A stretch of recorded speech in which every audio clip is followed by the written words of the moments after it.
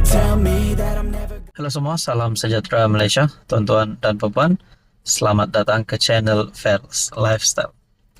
Saudara-saudara, selepas Wan Faisal ataupun satu ahli parlimen daripada Bersatu ataupun Pembangkang yang telah digantung di Dewan, yaitu Wan Faisal, apalagi hal yang dilakukan?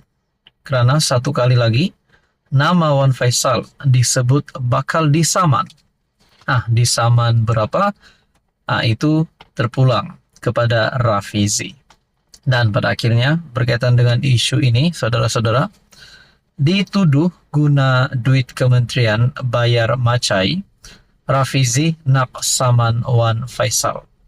Persoalannya berapa Wan Faisal akan disaman dan adakah ini membawa kepada kes mahkamah sehingga Wan Faisal mungkin boleh dikenakan tindakan undang-undang.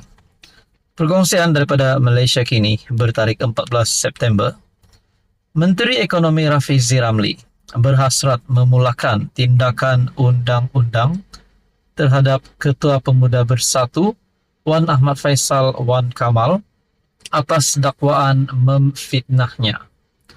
Rafizi berkata tindakan itu akan diambil selepas ahli parlimen Machang itu mendakwa dia menyalahgunakan dana kementerian itu untuk membayar laskar cyber. Menurutnya, dia telah memohon pasukan peguam untuk memulakan proses tindakan undang-undang tersebut. Saya tidak pernah saman sesiapa, tetapi fitnah YB Machang ini adalah kes yang sangat jelas bila dibawa ke mahkamah. Katanya merujuk kepada hantaran Wan Faisal di X, dahulunya Twitter.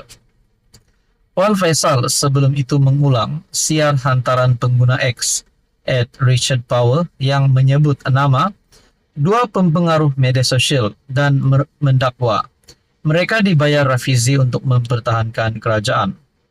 Pengguna X itu juga menyiarkan imej atau poster yang dinamakan Pelan Kempen Fasa 1 untuk salah seorang daripada pempengaruh itu menangkis persepsi negatif terhadap kerajaan menerusi media sosial.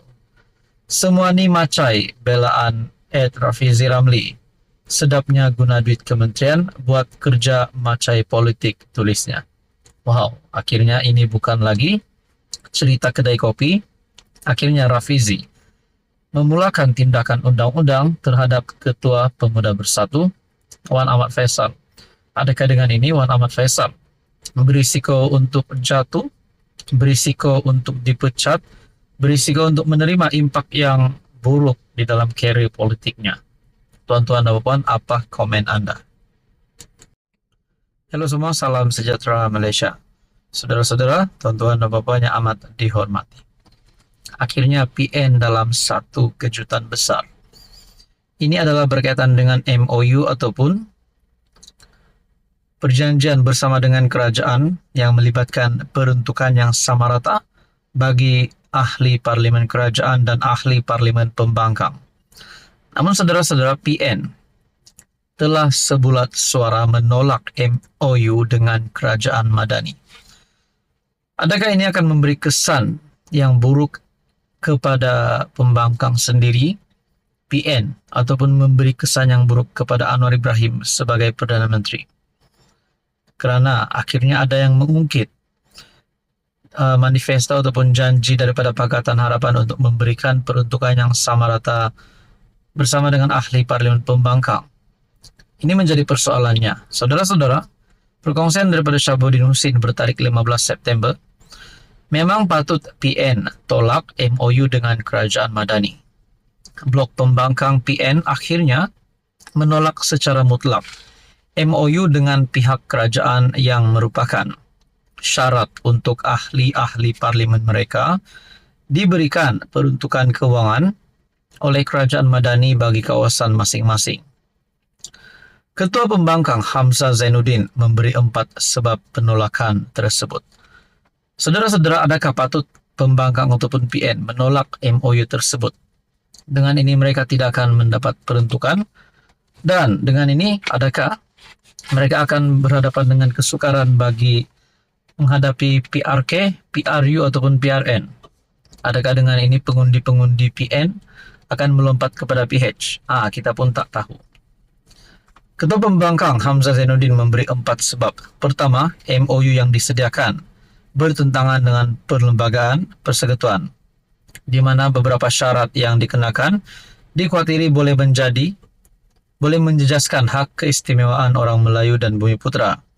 Kedua, MOU juga dianggap bertentangan dengan nilai budaya, moral dan agama, di mana draft yang disediakan mengandungi beberapa syarat yang dilihat bertentangan dengan nilai tradisi, budaya, moral, agama, serta tempatan.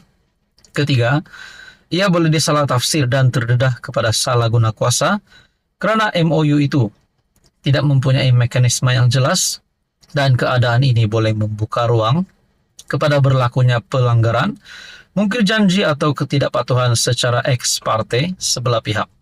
Yang keempat, MOU turut dilihat mengongkong kebebasan bersuara ahli-ahli parlimen lantaran mengandungi perkara-perkara yang mengekang kebebasan bersuara ahli parlimen, sedangkan setiap ahli parlimen mempunyai hak dan imuniti untuk bersuara bagi pihak rakyat mengikut Akta 347 Akta Majlis Parlimen, Keistimewaan dan Kuasa 1952. Menurut Hamzah lagi, kesemua ahli parlimen PN sebulat suara menolak MOU dengan kerajaan. Dengan penolakan itu bermakna ahli-ahli parlimen PN tidak akan memperolehi sebarang peruntukan kewangan daripada kerajaan. Meskipun memberi peruntukan sama rata kepada semua wakil rakyat tanpa mengira parti adalah antara janji yang terkandung dalam manifesto PH sebelum PRU lalu, serta tercatat dalam catatan malaikat di atas langit. Nampaknya satu lagi janji PH dimungkiri dan dicapati. Selain janji popular untuk menurunkan harga minyak yang masih dinanti-nanti setelah Anwar berjaya dalam cita-cita untuk menjadi PM. Sepatutnya oleh kerana janji memberi peruntukan sama rata kepada semua MP adalah janji PH sendiri. Tidak apa-apa MOU perlu dijadikan syarat sebelum peruntukan kewangan hendak diberi kepada MP-MP pembangkang. Beri sajalah tanpa syarat sebagaimana telah dijanji. Bukan pun pakai duit sendiri atau duit bini. Nah, saudara-saudara, tuan-tuan dan puan, adakah dengan ini sedikit sebanyak Anwar Ibrahim berisiko untuk hilang undi, berisiko untuk digesa letak jawatan ataupun dipecat? Tuan-tuan dan puan, akhir daripada tulisan Syahabuddin Husin, cuma satu hakikat yang jangan dilupai, rakyat sentiasa memerhati. Dan bila tiba masa memerlukan undi nanti, mungkin yang tinggal hanya mampu gigit jari. Tuan-tuan dan puan, apa komen Anda?